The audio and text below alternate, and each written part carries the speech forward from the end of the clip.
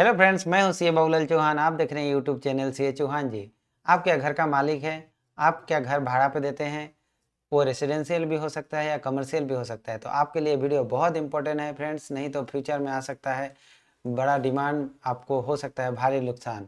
तो ये वीडियो बहुत ध्यान से देखिए, क्योंकि जीएसटी अब रेसिडेंशियल पे भी लगता है, कमर्शियल भी लगता है, और आपको जीएसटी कब देना है कब नहीं देना है ये वीडियो में मैं डिटेल में बताऊंगा। तो वीडियो में बने रहिए लास्ट एंड तक। तो चलिए शुरू करते हैं। पहले हम लोग डिस्कस करेंगे कि आप रेसिडेंशियल प्रॉपर्टी घर भाड़ा पे देते हैं। रेसिडेंशियल प्रॉपर्टी जब भाड़ा पे देते हैं तो उसका क्या इम्प्लीकेशन है जीएसटी में। फ्रेंड्स देखिए, when residential dwelling rented to an individual for residential use, the service is exempt from GST. मतलब कि एग्जाम्पल में हम समझते हैं कि आपने क्या किया है, भाड़ा दिया है। आप मिस्टर ए है, आप मिस्टर ए भाड़ा दिया है किसको? मिस्टर बी को, फॉर रेसिडेंस पर्पज 20,000 में। आप मतलब क्या किए हैं, आपने एक जन को भाड़ा पे दिए हैं 20,000 महीना आप रेंट लेते हैं। तो उसके ऊपर वो रेसिडेंस के लिए दिए हैं, वो वहाँ पे रहता है, तब उसका जीएसटी नहीं है, उस पर आपको जीएसटी नहीं देना पड़ेगा, ना आपको देना पड़ेगा, ना जो टेनेंट है वो देगा। अभी आ गया दूसरा केस आ गया। दूसरा केस हो गया residential property rented to GST register person.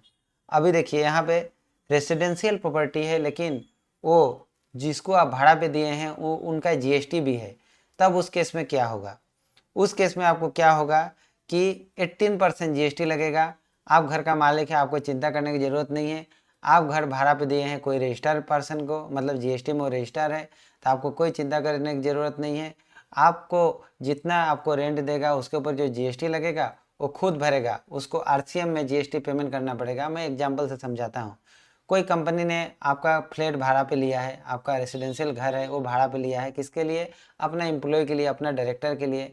तब उस केस में क्या होगा, उसके ऊपर जो भाड़ा लगेगा, वो भाड़ा के ऊपर जो भी जीएसटी आएगा वो कंपनी खुद जीएसटी भरेगा। ठीक है।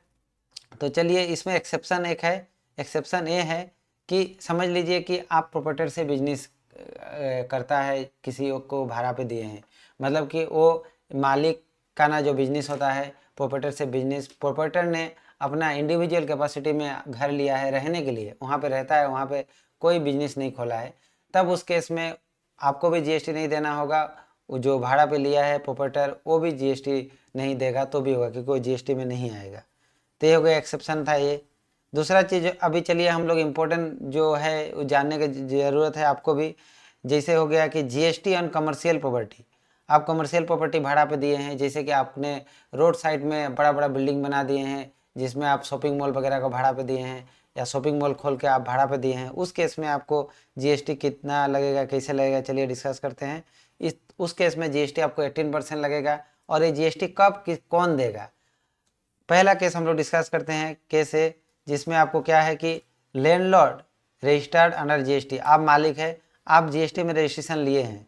तब उस केस में क्या है, फॉरवर्ड चार्ज मैकेनिज्म, एफसीएम। मतलब कि आप क्या करेंगे, सपोज 1 लाख रुपया आप भाड़ा उठाते हैं आपका टेनेंट से महीना का, तो आपको क्या करना है कि 1 लाख प्लस 18% जीएसटी जोड़ के उसको बिल दे दीजिए, और उससे 1,18,000 ले लीजिए और आप गवर्नमेंट को पेमेंट कर दीजिए अपना जीएसटी का रिटर्न फाइल करते समय।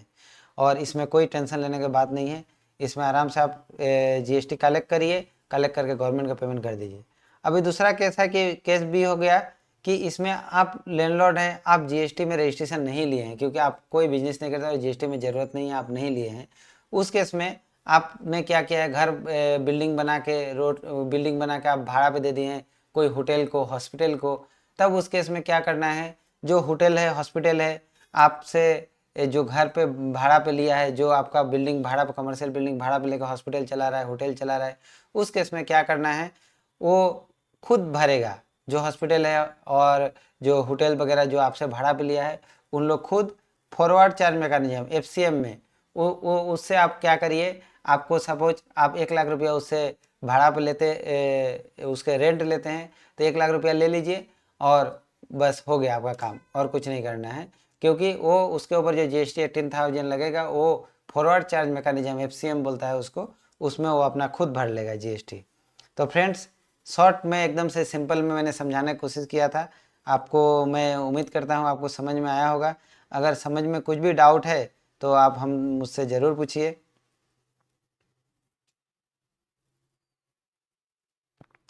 और फ्रेंड्स, जो और एक इसमें मैं बता देता हूँ, जैसे कि आपने भाड़ा पे दिए हैं किसको, एक जीएसटी रजिस्टर्ड पर्सन है, लेकिन उन उन वो कंपोजिशन स्कीम में रजिस्ट्रेशन लिया हुआ है, उस केस में उनको आरसीएम में जीएसटी देने की ज़रूरत नहीं है।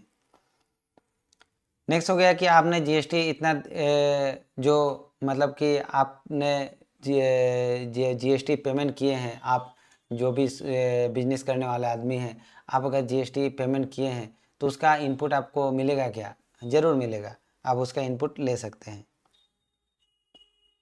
मैंने एक समरी यहाँ पे छोटा सा बना दिया है कि कब किसको देना पड़ेगा, तो आप लोग देख लीजिएगा फ्रेंड्स। तो आप कैसा लगा वीडियो आप ज़रूर बताइए हमको। कुछ भी डाउट है तो हमको ज़रूर बताइए, मैं सॉल्व करने की कोशिश करूँगा कोई क्वेरी आप लोग का। और ये वीडियो अच्छा लगा तो ज़रूर शेयर करिए, सब्सक्राइब करिए चैनल को। Thank you.